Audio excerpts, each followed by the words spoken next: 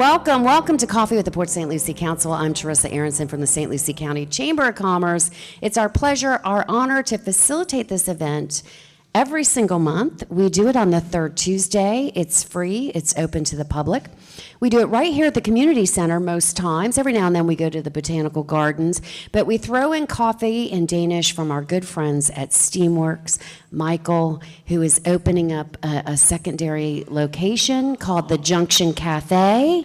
And I just, by the time this airs, the ribbon cutting will be done and over, but I do want you to patron the place, right? Yes. You know Michael. Michael's been so good to us, and Steamworks is such a great business, but to have two, he's doing something right. And I hope that we're a part of that. Very good coffee, and we had a conversation about how much is too much caffeine, too much coffee, and we realized there is no limit.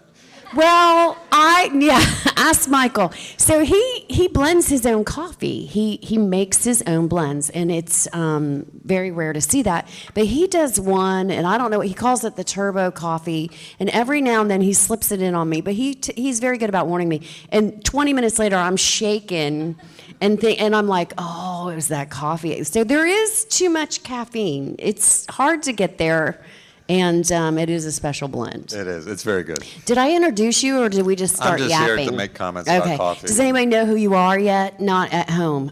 But welcome, Sean Boyle from the Children's Services Council, my co-host at the beginning of the show, and my sponsor for this morning. Thank you for having me. Thank you for coming. I brought props, by the way. You did? I feel like Gallagher. That's a reference, an old comedian reference for anybody out there. Oh my gosh, you're a million years old. We are the same age, by the way. That is a lie. I will deny. Let's get driver's license out right now. I'm going to prove this. I forgot mine. Yeah. Oh, by the way, I know we're the same age. Yeah. Can I say this? What? You going to be mad at me? Yeah, I'm already mad at you because you posted on Facebook. Okay. All right, very good. Let's wish Teresa a happy belated It happens birthday. sometime this year. That's all you need to know. Yes. Yeah. It happens sometime this year. year. Are you really upset with me because I posted that picture? I don't. Well, you said it was my birthday. It wasn't the picture. It was the birthday reference. I usually don't tell people. I did it last year. Oh, you did? Yeah. Okay, that's all right. So I'll live. It's okay. Anyway, a couple of things. One, I want to mention that we have a Beyond Packed house today, right? Yes, very impressive.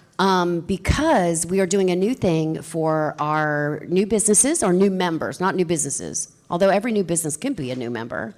We are allowing those that don't have brick and mortar to come and do this little mini expo at Coffee with the Port St. Lucie Council to get them, because we were trying to do ribbon cuttings and figure out a place to do them because they don't have brick and mortar, but we don't want them to miss out on that opportunity.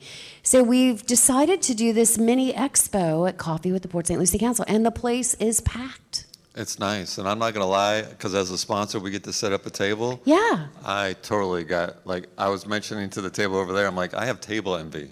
Her table was so well set up. All these tables are amazing. Yeah, and we'll give a list of who participated, but that's OK Corral. And they're out in Okeechobee. I love that place, but it's going to be hard to get our members out there on a weekday, you know. So she's here at the expo. So we're excited about this. I think it's a good thing for everybody, for the council, for the city, for the businesses, for you, for the chamber, because we haven't had this many people before. I know, it's great. It's great. All right, so Children's Services Council, let's talk about your props, because you are a sponsor today and you've got some things coming up, and these are two things that I do love.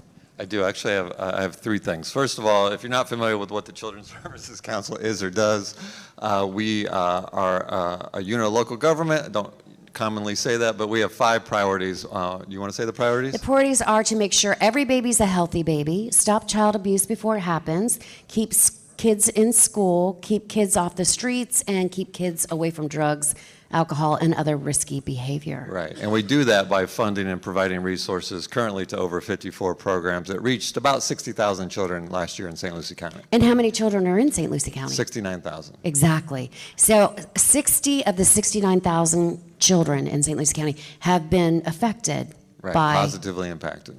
Well, yeah. Yes. That was inferred. Yeah. But okay, you're right. I was just making sure people didn't think you said infected. Yeah. As opposed to affected. Affected by Children's Services Council. Right. Yeah, that's amazing. And so one of the couple of things that we do outside of funding programs, many of you are familiar with our St. Lucie Reads initiative. We're trying to raise the grade level reading of all children in St. Lucie County, and we do that by promoting reading, and we have a superhero that we kind of inadvertently, invented. I figured out what that is. If you have a small child, you may have seen Bookman, our reading superhero. He's a superhero that it was a young man that got trapped in the library, and he had to read his way out. And by doing so, he developed this superpower of reading that gave him muscles and pushing the effort of making sure that every child is excited about reading. And so, I kind of made that up on the fly a little bit. I know, and I'm like, oh my gosh, I wish that were true, but yeah, also. And so he's a legitimate superhero. He walks around in a superhero costume.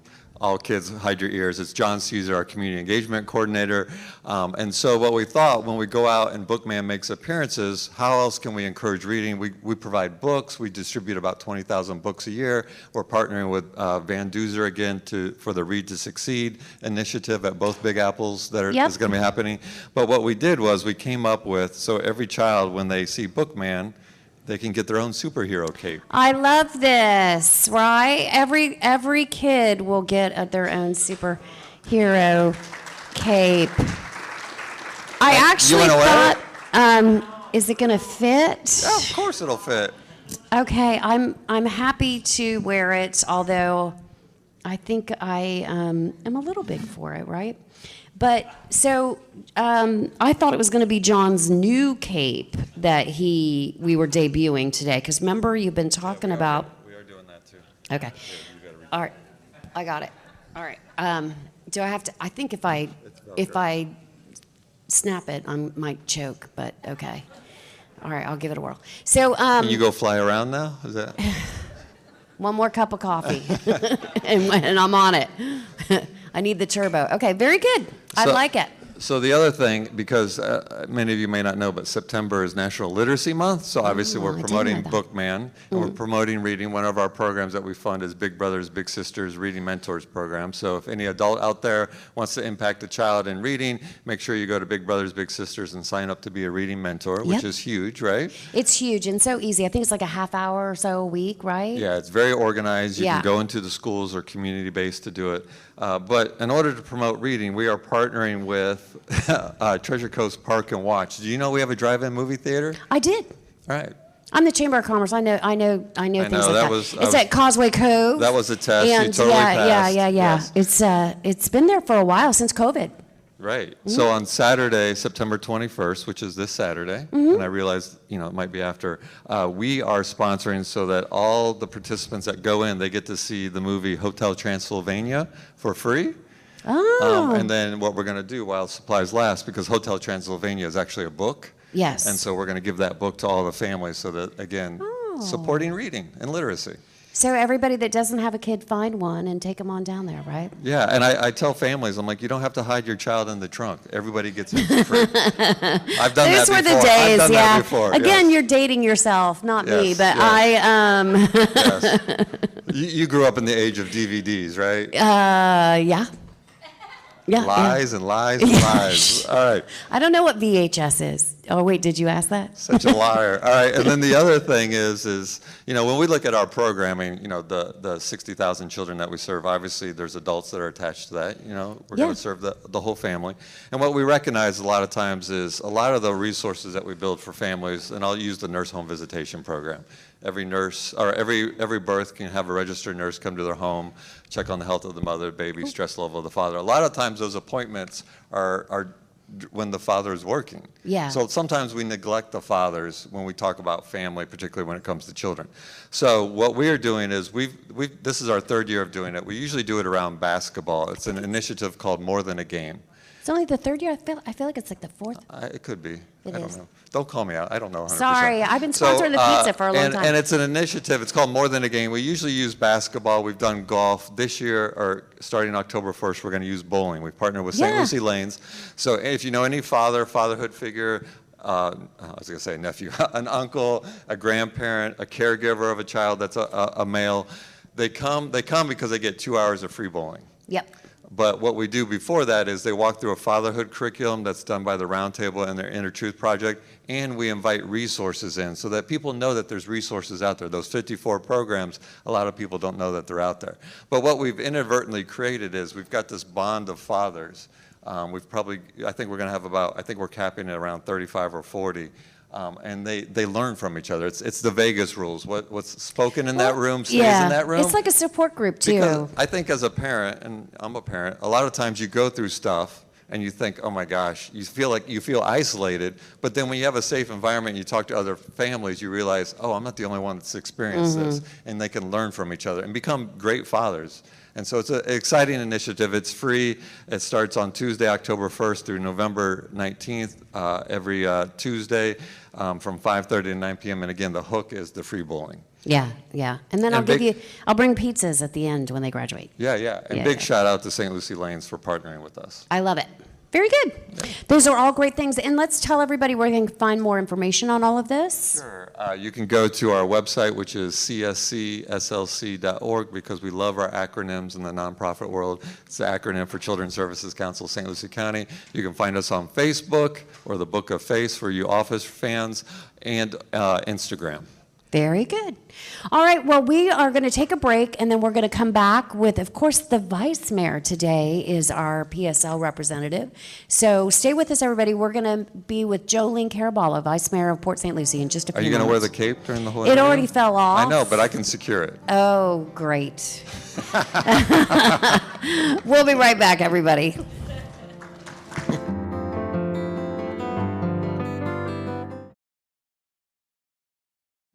Welcome back to Coffee with the Port St. Lucie Council. I'm Teresa Aronson, and I am now joined by the Vice Mayor of this beautiful city, Jolene Caraballo. Thank you for being with us, and I'm glad you got to be a part of our very first Business Expo. Yeah. And I called everybody, and I thought, what do you all think? Because we have probably 15 ribbon cuttings in the next month or so. Everybody's trying to get them in before the holidays. And many of them were home-based, and it was like, well, can we do it at your office? No, I have, 10 parking spots. And so I, had to think of something on the fly. I thought, let's do it at Coffee with the Council, because we have a big enough room. It's open to the public, which I love. And I think it brings in more people for everybody. Yeah, I think that's fantastic. And it's important. Businesses and a diverse economy is what makes a city successful, any community successful. And so our home-based businesses are a big part of our community. And as with COVID, it's only grown after COVID. And, a lot of people don't know, but prior to doing this job, I actually directed operations for a small business here in Port St. Lucie for many years. Yep. And businesses are the heart of me, essentially. And so I'm glad that we're getting the opportunity to do that. And I'm glad to be the first person that gets to do it. I'm glad that you were too, because it's a great crowd. But I remember you were, you did my hair for years. For years? Yes, you did my hair for years, because you worked at Fusion. That's when I first met you. Yes, ma'am. Before you even thought about. But I remember some of the difficulties you went through when you were opening your spot. It's difficult. So there's a lot of regulation, right? Both locally, state, nationally.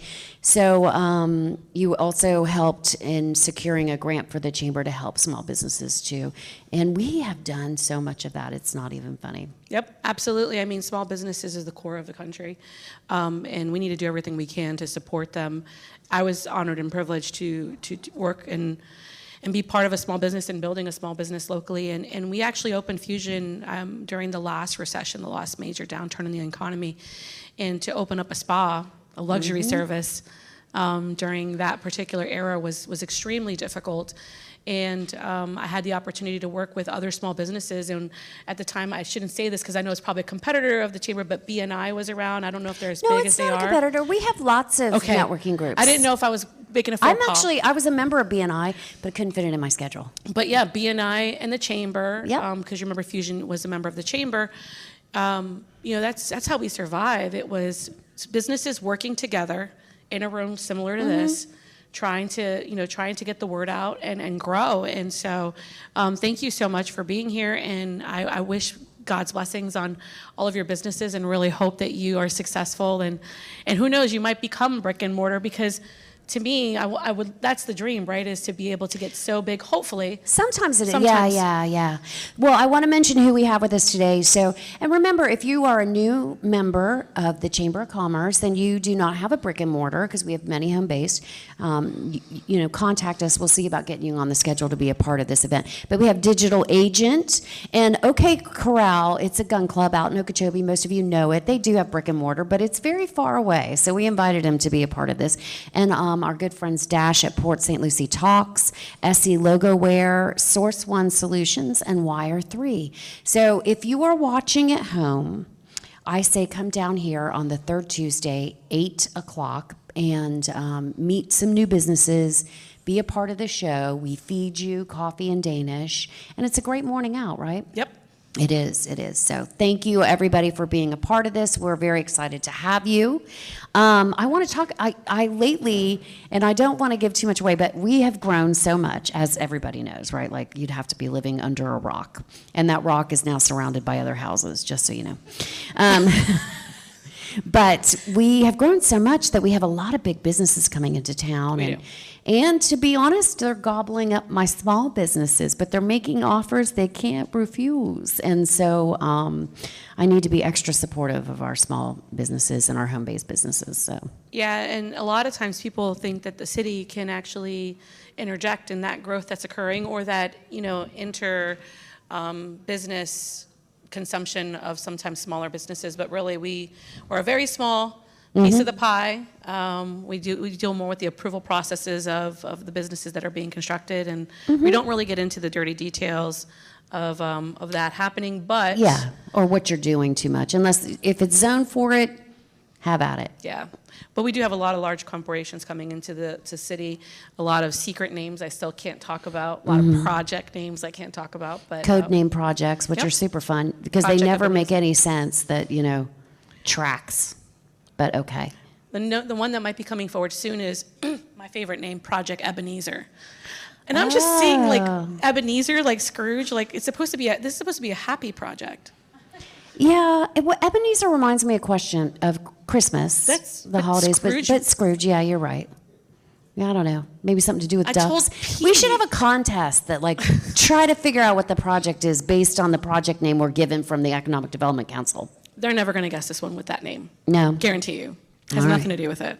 But it's a lot of fun to try. All right.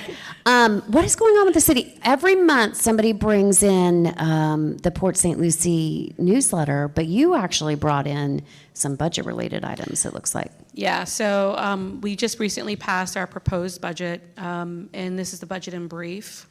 And I love this sheet. It's great because our budget book is well over 700 pages of information. And, it is a good read for those that are interested in that information, because I find our budget to be very transparent. There's a lot of great information. Somebody's reading that right now and they are writing down their questions. And that's great. That's what I want everyone to do, is to actually understand their city and understand the process.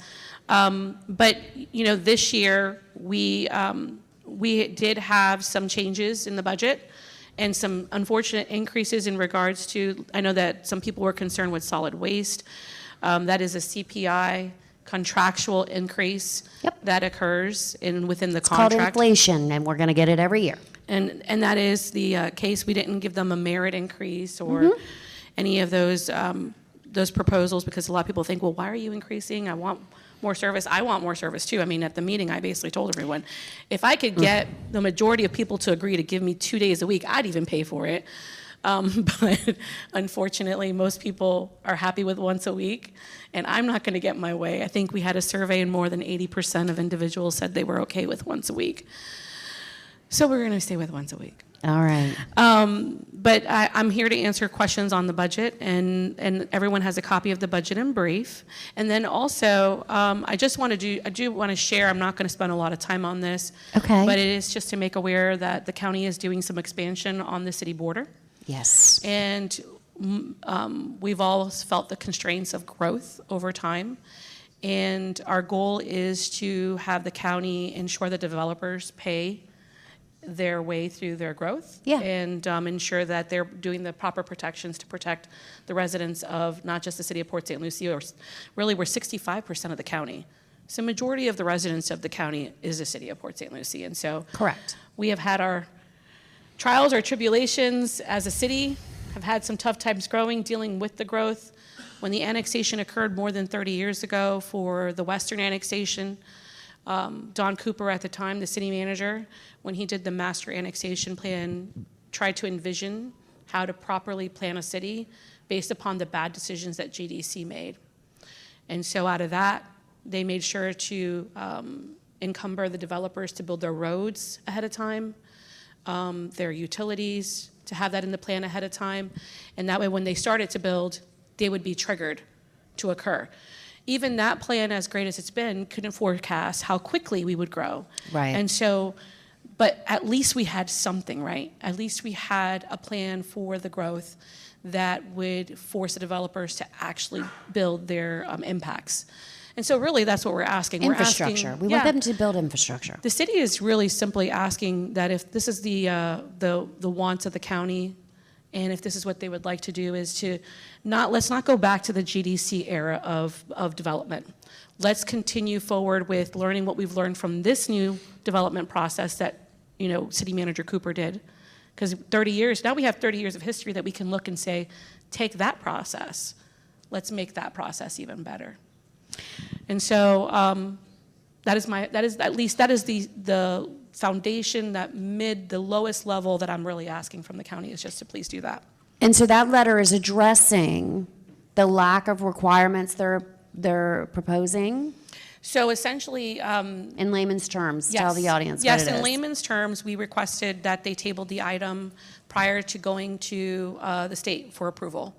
And that would give us time to work with the developers one-on-one to basically iron out some of those details, because the county isn't placing those annexation plans the same way that we did. So if we can't tell them how to function, they function how they choose to function. So at a minimum, what we want is, if you're not going to make these requirements, allow us to negotiate these requirements prior to the approval. developer, yeah. Prior to approval. We were lucky enough to do it with Coulter. I was just going to say, you were able to do that. They got to Yep. build a school. They got to build a firehouse. They've got some other requirements they have to build out there. But there are more coming down the pike. This is probably the first of a few. Yes. And I think the concern is they're not asking of the same requirements. Correct. Coulter had, I think, approximately, is it 6,000 homes? You probably know.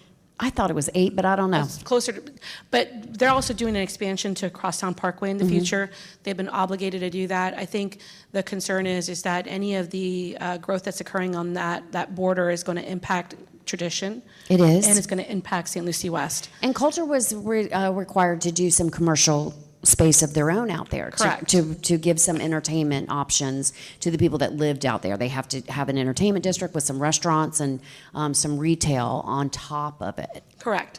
And I'm a county resident too, so speaking as a resident of the county, my concern is a lot of the developers are proposing to put their commercial development on the most northern points of their development.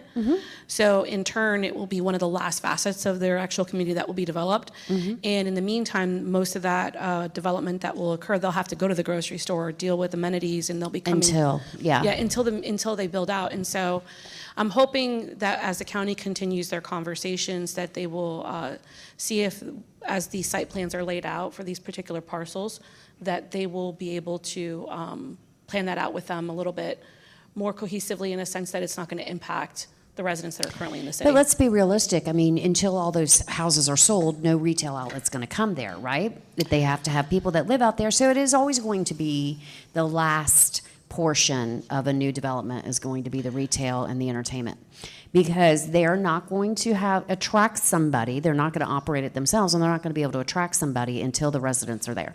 So I had the opportunity to attend the ICSC recently, which is, as you know, for commercial, it's a commercial expo essentially. And that's what question that I'm starting to ask is, so we're dealing with a historic city. We are 65% of this county, but more importantly, we're the 6th largest city in the state of Florida. Our population surpasses Fort Lauderdale. It surpasses West Palm.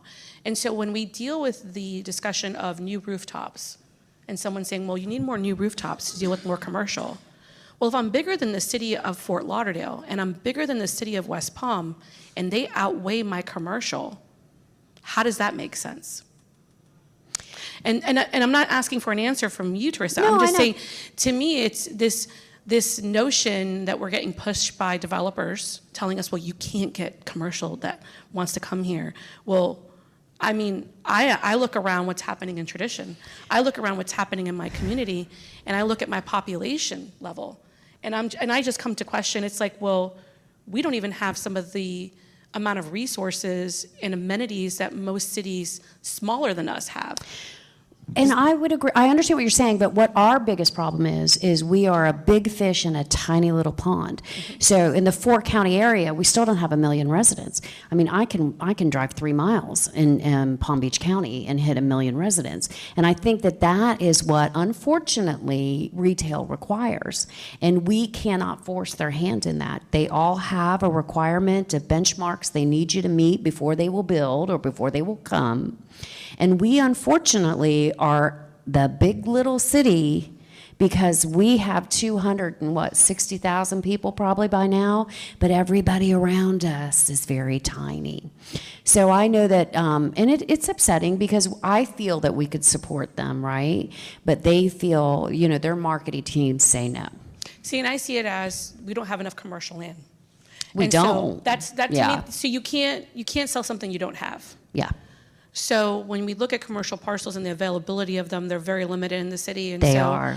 I think that's really the challenge. And so Definitely part of the challenge for sure. The infill, Correct. we can address the commercial needs as we expand, but it's too late because there's a house on every lot. that's correct. Yeah. So where are you going to put it? Whose house you taking? So my hope is the eastern side of the city, that's my district. Shout out to Sandpiper, you're in the room. Yeah, And then yeah. also Del Webb, thank you so much for being here tonight, or this afternoon, or this morning, whatever time it is right now. Whenever you're whoever's watching watching, yeah, I was just going to say. Whenever you're you could be watching- it's the middle of the night and you can't get to sleep. It's 2 a.m. That's so, why they're yes, watching it we're right here now. for you. But, I look at my community, especially the eastern side of the city, and my hope is that we're going to start focusing as a city the redevelopment of the Eastern Corridor. Yeah. Our community is very fortunate not to have any slum or blight in its city, especially a city this large.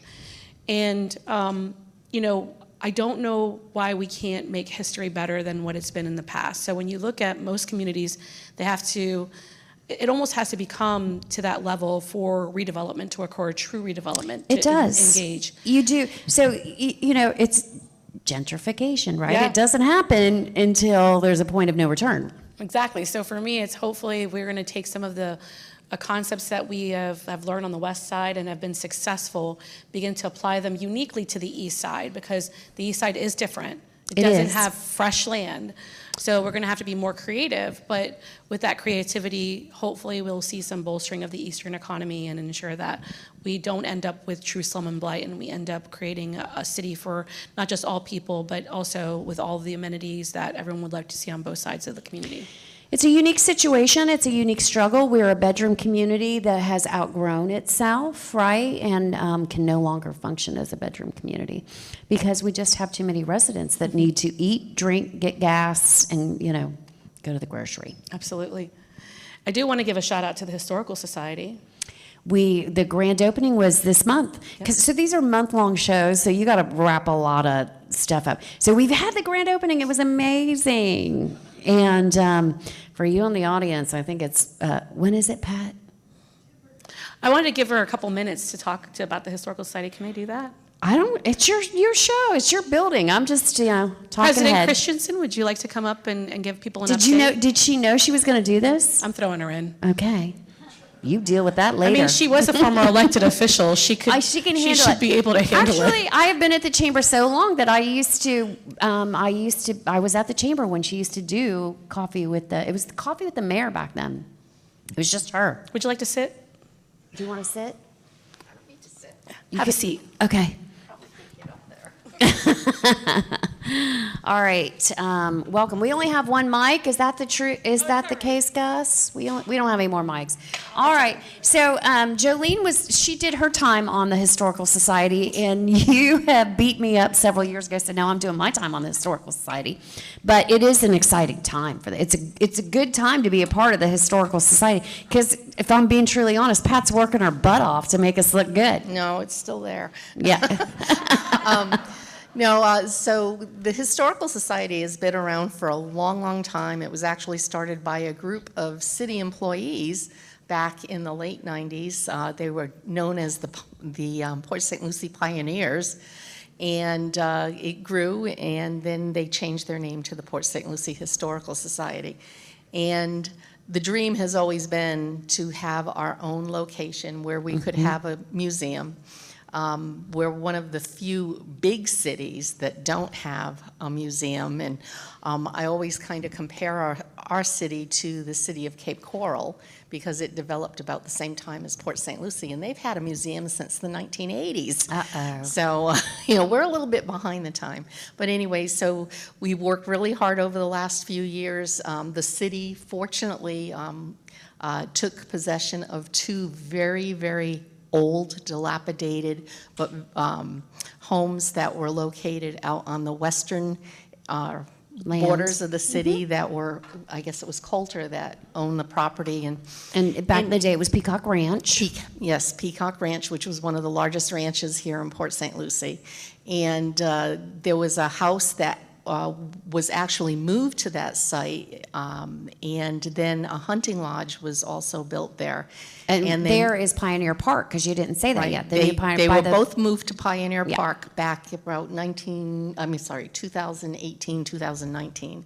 And the city has taken a very long but very painstakingly amount of time to rebuild these structures, or at least the lodge, the hunting lodge, is going to be the home of the Port St. Lucie Historical Society. The lodge was originally built in between 1950 and 1952. And if anybody saw the building, and I know the vice mayor saw the building before it was actually moved, there was holes in the roof, holes in the floor.